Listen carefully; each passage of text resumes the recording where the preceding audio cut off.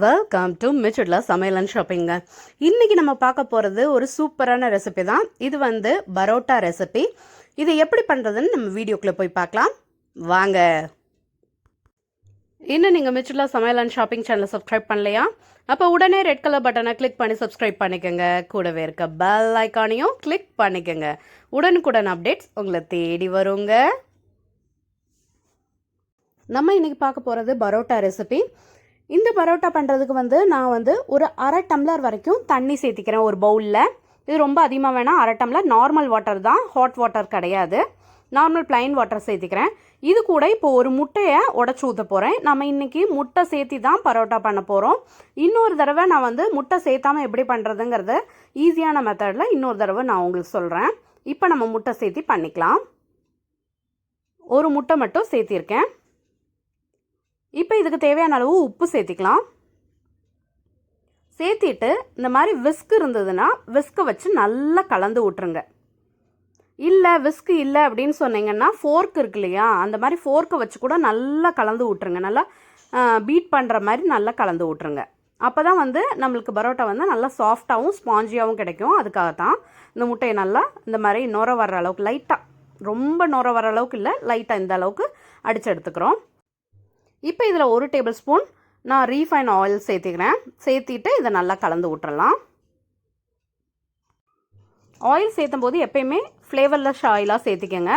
மற்ற எண்ணெயெல்லாம் சேர்த்துனிங்கன்னா அந்த வாசம் அடிக்கும். அதனால் நான் ரீஃபைண்ட் ஆயில் 1 டேபிள் ஸ்பூன் சேர்த்திருக்கேன். சேர்த்திட்டு இந்த மறுபடியும் இதே மாதிரி நல்லா ஆயிலையும் முட்டை தண்ணி எல்லாம் நல்லா மிக்ஸ் ஆகிற அளவுக்கு நல்லா கையில் பீட் பண்ணிக்கிறோம். இப்படி நல்லா நம்ம பீட் பண்ணும்போது நல்ல ஒரு சாஃப்ட்னஸ் கிடைக்கும் அந்த இதுக்கு பரோட்டாக்கு. அதுக்காகத்தான் இப்போ இந்த அளவுக்கு அடித்தா போதும். இப்போ இந்த ஸ்டேஜில் நம்ம மாவு சேர்த்திக்கலாம். நான் இன்றைக்கி மைதா மாவில் தான் பரோட்டா பண்ணுறதுனால 2 கப் மைதா மாவு இதுக்கு சேர்த்திக்கிறேங்க. 2 கப் மைதா மாவு, ஒரு முட்டை, அரை டம்ளர் தண்ணி, ப்ளஸ் தேவையான அளவு உப்பு, 1 டேபிள் ஸ்பூன் ஆயில். இதுதான் பதம். இப்போ இதை நல்லா மிக்ஸ் பண்ணிக்கலாம். நீங்கள் தண்ணி கொஞ்சம் கொஞ்சமாக ஊற்றுறதுனா கூட பார்த்துட்டு கொஞ்சம் கொஞ்சமாக ஊற்றிக்கலாம்.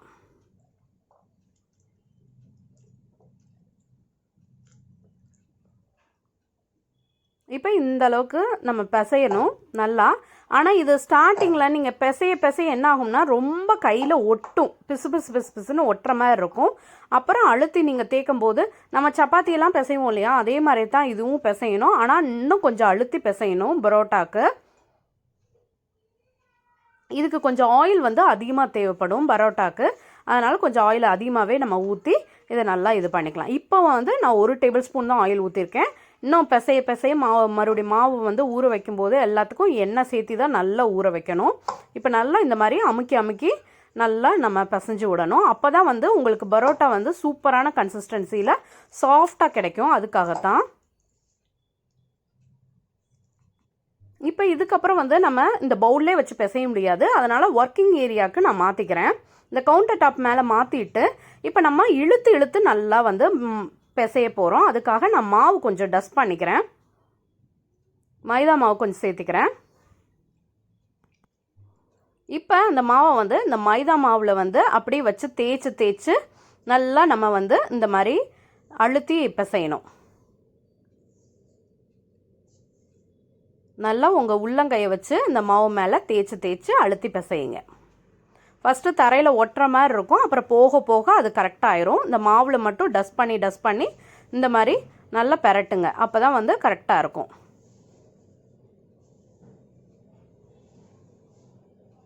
ரொம்ப ஒட்டுற மாதிரி இருந்தால் மட்டும் ஆயில் சேர்த்திக்கலாம். இல்லாட்டி இந்த மாவை நல்லா டஸ்ட் பண்ணி விட்டுட்டு அதுக்கப்புறம் ஆயில் சேர்த்துங்க. இந்த அளவுக்கு இப்போ மாவு ஃபுல்லாகவே நம்ம பெரட்டினதுலே ஃபுல்லாக இதிலே எல்லாமே கலந்துருச்சு. இப்போ இது மேலே ஒரு கொஞ்சமாக அரை டேபிள் ஸ்பூன் பக்கம் அந்த அளவுக்கு ஆயில் சேர்த்திக்கிறேன். இது நல்லா நம்ம மாவாக உருட்டி எடுக்கணுங்கிறதுக்காக இந்த மாதிரி சேர்த்திக்கிறேன்.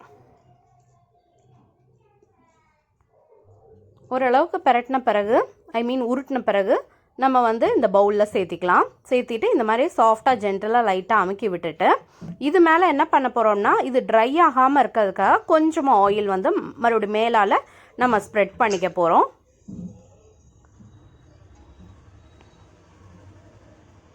இப்போ மேலால் நான் கொஞ்சமாக ஆயில் ஊற்றிட்டேன். ஆயில் ஊற்றிட்டு இதை வந்து நல்லா தடவி விட்டுருங்க. ஆயிலை ஃபுல்லாக அப்ளை பண்ணி விட்டு இது ட்ரை ஆகாமல் இருக்கிறதுக்காக நம்ம வந்து மேலால் ஒரு தட்டோ இல்லை டவலோ போட்டு மூடி வச்சிடலாம். நான் இன்றைக்கி டவல் போட்டு மூடி வச்சிட்றேன். இந்த மாவு வந்து ஒரு 2 மணி நேரத்துலேருந்து ஒரு 4 மணி நேரம் வரைக்கும் ஊற வச்சு செஞ்சிங்கன்னா ரொம்ப டேஸ்ட்டாக இருக்கும். நான் இன்றைக்கி 3 மணி நேரத்துலேயே இந்த டவல் எடுத்தாச்சு.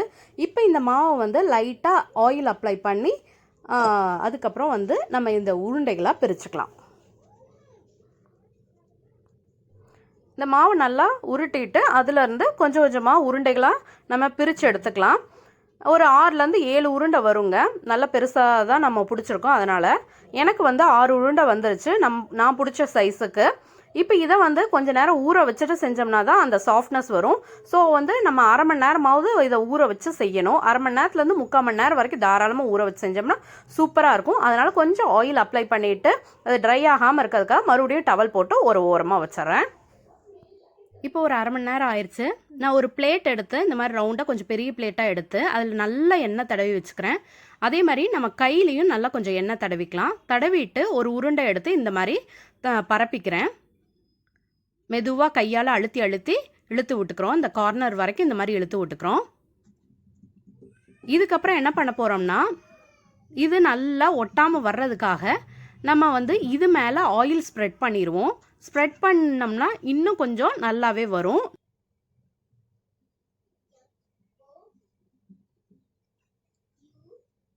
இப்போ எண்ணெயெல்லாம் அப்ளை பண்ண பிறகு இந்த ஓரத்துலேருந்து லைட்டாக இந்த மாதிரி எடுத்து விட்றேன். அதே மாதிரி ஆப்போசிட் டைரக்ஷன்லேருந்தும் எடுத்து விட்டோம்னா ஈஸியாக வந்துடும். ஏன்னா கீழேயும் எண்ணெய் தடவி இருக்கும், நம்ம இந்த பரோட்டா மேலேயும் எண்ணெய் தடவி இருக்கும், அந்த மாவு தேய்ச்சது மேலேயும். அதனால் ஈஸியாக வந்துடும். இந்த பாருங்கள் அடலாக ஸ்பைரல் மாதிரி வந்திருக்கு இல்லையா? இப்போ இதை லைட்டாக ஒரு ஆட்டிட்டு இந்த மாதிரி ரவுண்டாக நம்ம சுற்றிட்டோம்னா நம்மளுக்கு பரோட்டா மாவு வந்து ரெடி ஆயிடுச்சு. இப்போ இதே மாதிரி தான் எல்லாத்தையும் செஞ்சு வைக்க போகிறேன்.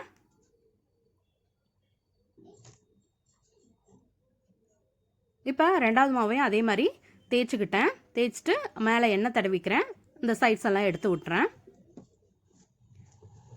நம்ம தேய்க்கும் போது பிஞ்சிட்டு வந்ததுனாலும் பயப்பட வேண்டாம், ஒன்றும் பிரச்சனை இல்லை.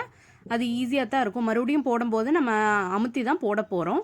இந்த மாதிரி அடலடாக வந்தோடனையும் லைட்டாக எடுத்து விட்டுட்டு அதை வந்து ரவுண்டாக சுற்றிக்கலாம். இதே மாதிரி எல்லா மாவையும் நான் சுற்றிட்டு உங்களுக்கு காமிக்கிறேன். இந்த கார்னர் மட்டும் கரெக்டாக வச்சுருங்க. எல்லா மாவையும் சுற்றி வச்ச பிறகு மறுபடியும் அதே பிளேட் எடுத்துட்டு அதில் இந்த மாவை வச்சு இந்த மாதிரி கையாலே அழுத்தி விட்டுக்கிறேன். சைட் பை சைட் தோசைக்கல்லும் அடுப்பில் போட்டேன். தோசைக்கல் நல்லா ஹீட் ஆன பிறகு இதை அப்படியே தோசைக்கல்ல நம்ம போட்டுக்கலாம். ஒரு கொஞ்சம் ஆயில் அப்ளை பண்ணி நல்லா தடவி விட்டுட்டு இப்போ வந்து அந்த மாவை அதிலே வச்சுக்கிறேன். வச்சுட்டு லைட்டாக மட்டும் ப்ரெஸ் பண்ணி விடுங்க. இப்போ இந்த பரோட்டாக்கு தேவையான ஆயில் சேர்த்திட்டு கொஞ்ச நேரம் வேகிற வரைக்கும் வெயிட் பண்ணிவிட்டு நான் திருப்பி விட்டுட்டேன். அங்கிட்டும் ஒரு நிமிஷத்துலேயே வந்து மறுபடியும் அங்கிட்டும் வெந்துடும். மறுபடியும் 2 சைடும் நம்ம திருப்பி விட்டுட்டு அதுக்கப்புறம் பரோட்டாவை எடுத்துக்கலாம். நம்மளுக்கு பரோட்டா இப்போ ரெடி ஆயிடுச்சு.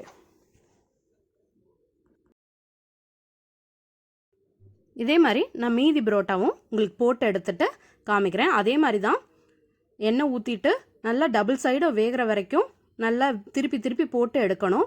நல்லா வெந்த பிறகு எடுங்க. அப்போ தான் உள்ள மாவு மாதிரி இல்லாமல் டேஸ்ட் நல்லாயிருக்கும். பார்த்தீங்களா? இப்போ நல்லா ரெடி ஆயிடுச்சு. நம்ம பரோட்டா நம்ம பிளேட்டுக்கு ட்ரான்ஸ்ஃபர் பண்ணிடலாம். ஒரு 3லேருந்து 4 பரோட்டா போட்டு எடுத்துட்டு இந்த மாதிரி நான் ஒர்க்கிங் ஏரியாவில் வச்சுட்டு இந்த மாதிரி 2 கையை வச்சு தட்டிக்கிறேன். அப்படி தட்டும் போது தான் உங்களுக்கு வந்து லேயர்ஸ் நல்லா தெரிய ஆரம்பிக்கும், நல்லா ஃபார்ம் ஆகும். அப்போ தான் அடலாக இருக்கும். இல்லாட்டி வந்து நல்லா கல் மாதிரி இருக்கும், ஒரு மாதிரி சப்பாத்தி மாதிரியே தான் இருக்கும். அதனால் இப்படி நல்லா தட்டிக்கங்க. நல்லா தட்டி எடுத்துட்டு உங்களுக்கு காமிக்கிறேன் ஃப்ரெண்ட்ஸ்.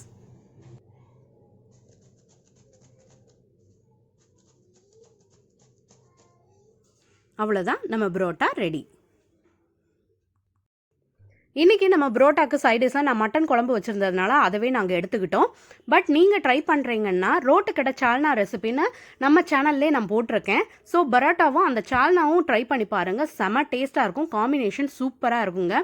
நீங்களும் ட்ரை பண்ணி பாருங்கள். ட்ரை பண்ணி பார்த்துட்டு எப்படி வந்ததுங்கிறத மறந்துடாமல் எனக்கு கமெண்ட் செக்ஷனில் கமெண்ட் பண்ணுங்கள். இந்த வீடியோ உங்களுக்கு பிடிச்சிருந்தா என் வீடியோவை லைக் பண்ணுங்கள், ஷேர் பண்ணுங்கள், கமெண்ட் பண்ணுங்கள். என் சேனலுக்கு நீங்கள் புதுசாக இருந்தால் என் சேனலை சப்ஸ்கிரைப் பண்ணிக்கோங்க. கூடவே இருக்க பெல் ஐக்கானை மறந்துடாமல் கிளிக் பண்ணிக்கோங்க. இன்னொரு வீடியோவில் பார்க்கலாங்க. Until I meet, it's signing off from Machitla. Thank you. Bye.